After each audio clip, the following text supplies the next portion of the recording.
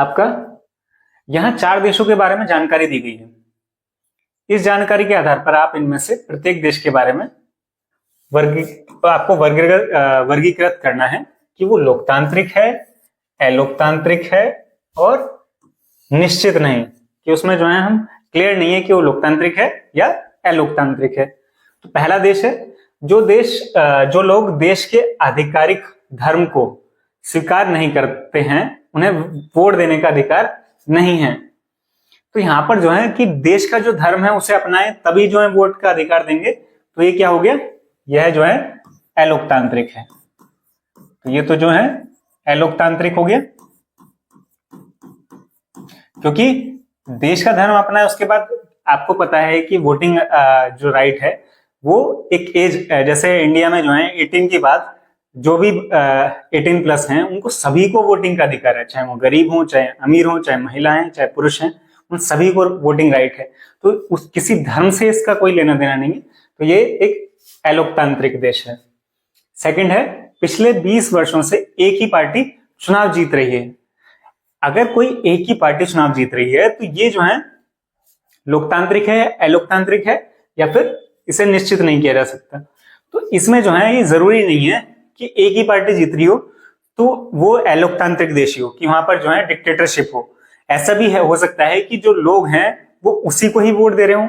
तो यहाँ पर जो है कंफ्यूजिंग स्टेटमेंट रहेगा। तो यहाँ पर हम निश्चित नहीं, ये जो है रहेगा कि ये जो है निश्चित नहीं है।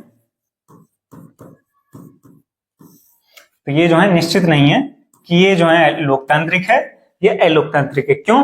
क्योंकि ये जो है डिक्टेटरशिप वाला भी हो सकता है देश, जहां पर जो है एक ही जो पार्टी है वही रूल कर रही है। और दूसरा ये हो सकता है मत कि यहाँ पर जो है लोग जो है एक ही पार्टी को जिता रहे हैं, तो वो लोकतांत्रिक भी हो सकता है। तो निश्चित नहीं यहाँ का करेक्ट आंसर होगा। थर्ड देश है, सत्तारूढ़ पार्टी पिछले 3 चुनावों में हारी है। तो ये कैसा है, अगर सत्तारूढ़ पार्टी अगर हार रही है तो ये जो है लोग उन्हें पसंद नहीं कर रहे, और यहाँ पर यानी कि लोगों का वोटिंग राइट जो है इंपॉर्टेंट है। तो यानी कि ये देश कैसा होगा, ये लोकतांत्रिक है।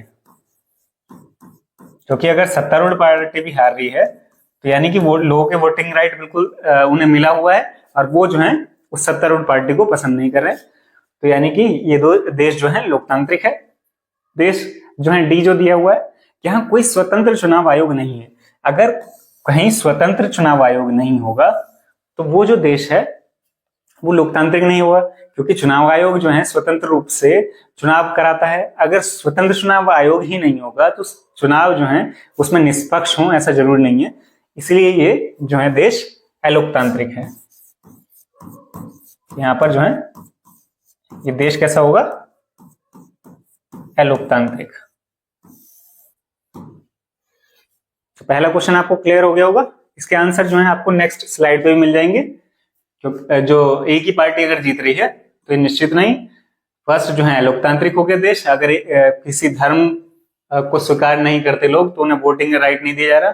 थर्ड, सत्तारूढ़ पार्टी 3 चुनाव से हार रही है तो डेमोक्रेटिक हो गया, यानी लोकतांत्रिक हो गया।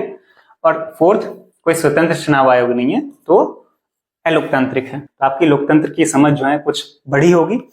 Thank you guys, thanks for watching. ऐसे ही आगे आपको जो है इसका नेक्स्ट चैप्टर भी मिलेगा, उसके लिए आप जो है चैनल सब्सक्राइब कर लें। अगर वीडियो अच्छी लग रही है तो लाइक करें, शेयर करें। Thank you.